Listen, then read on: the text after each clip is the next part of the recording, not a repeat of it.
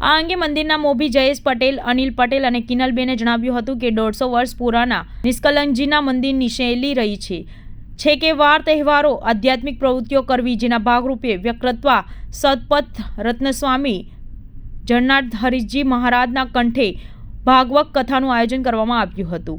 કથાના પ્રારંભ અમદાવાદથી સંત પંથાચાર્ય જ્ઞાનેશ્વર દેવચાર્ય મહારાજ આશીર્વચન આપવા ખાસ પધાર્યા હતા, જેમની સાથે વડોદરાથી શિવરામજી અને સંત વિશ્વ શરદજી પણ પધાર્યા હતા.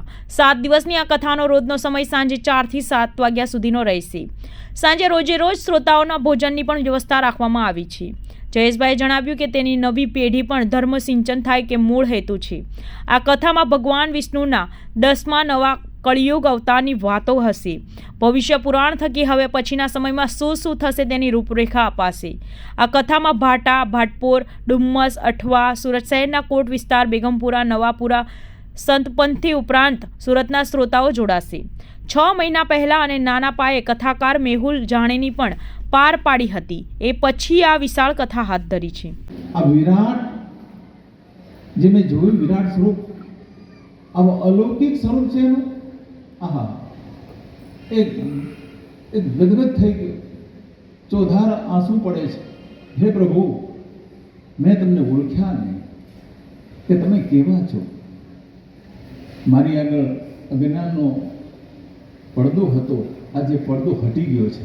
આજે મને તમને સાચી ઓળખાણ થઈ છે. હે પ્રભુ, હું તમને પૂર્વ બાજુથી નમસ્કાર કરું કે પશ્ચિમ બાજુથી કરું, ઉત્તર બાજુથી કરું કે દક્ષિણ બાજુથી કરું, કારણ કે તમે તો સર્વત્ર છે. હર જગ્યામાં, અણુમાં બધે જ તમે વ્યાપેલા છો. એ મને હવે તમે દર્શન કરાવ્યો.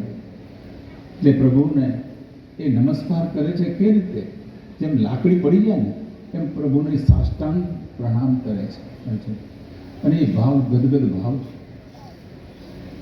એમ આપણે પણ છે ને પરમાત્માને ઓળખીને સાચા સ્વરૂપ એનું જાણી અને માણીએ ને પછી જો નમસ્કાર થાય ને એ સાચા નમસ્કાર છે.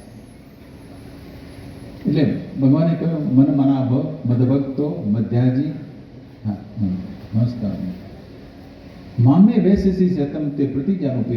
હું તને સત્યમાં સત્ય કહું છું કે જો તું આટલું કરીશ ને તો અવશ્ય મારો થઈ જઈશ, એમાં કોઈ શંકા નથી. આપણે આ બધી શંકાઓ કાઢવાની છે.